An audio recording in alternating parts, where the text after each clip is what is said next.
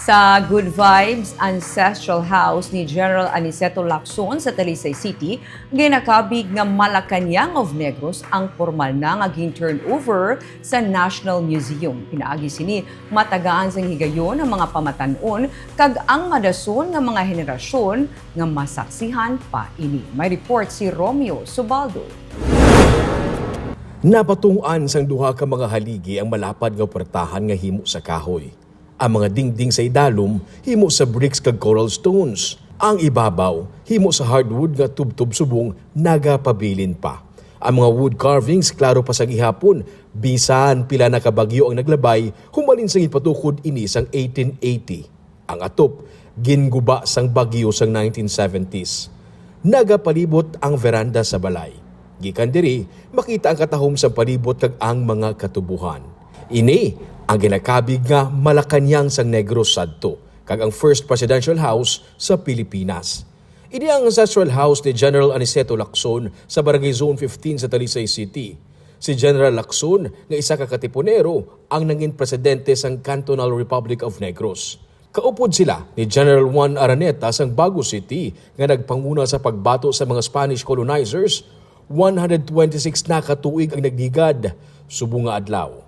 Napasungka nila ang mga Spanish forces pinaagi sa mga kawayan kag amakan nga ginporma nga daw mga kanyon.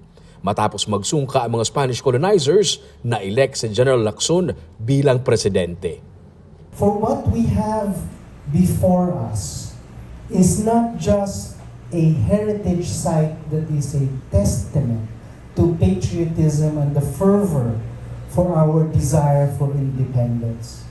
At the same time, 5 de Nobyembre lies as a moment in Negrense history where Negrosanos were able to do what was not possible in Intramuros. Ang ining ancestral house katupad lang sang Nature's Village sa Talisay. Pila ka mga meetings ang katipuneros ang ginpatigayon diri. Pila ka mga matag-as ka mga opisyal ang nagsapol diri. Pero para sa mga descendants ni General Lacson, ini ang Casa Grande. Madamo sa mga nagkalatabo sa sulod sang sini nga balay nga hindi malipatan sang pamilya. A house truly filled with cherished memories, history, and the legacy of a truly remarkable man. As one of the descendants of Aniceto Lacson, I am deeply honored to stand here before you today. This house, believe it or not, I found out I was born here in that house.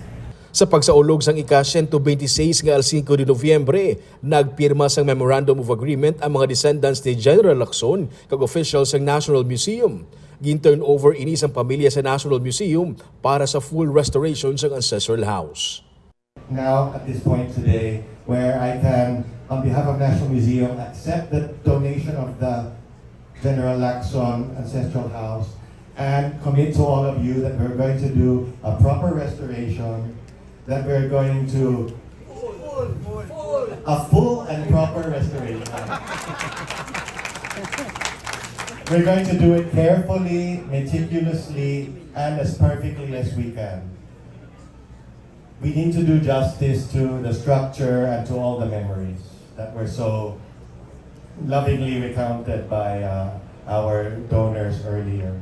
Sa sulod sang isa tubtub duha ka tuig, plano nila nga mahuman ang restoration para masaksihan ini sa mga pamatanon kag patina sa masunod nga mga henerasyon.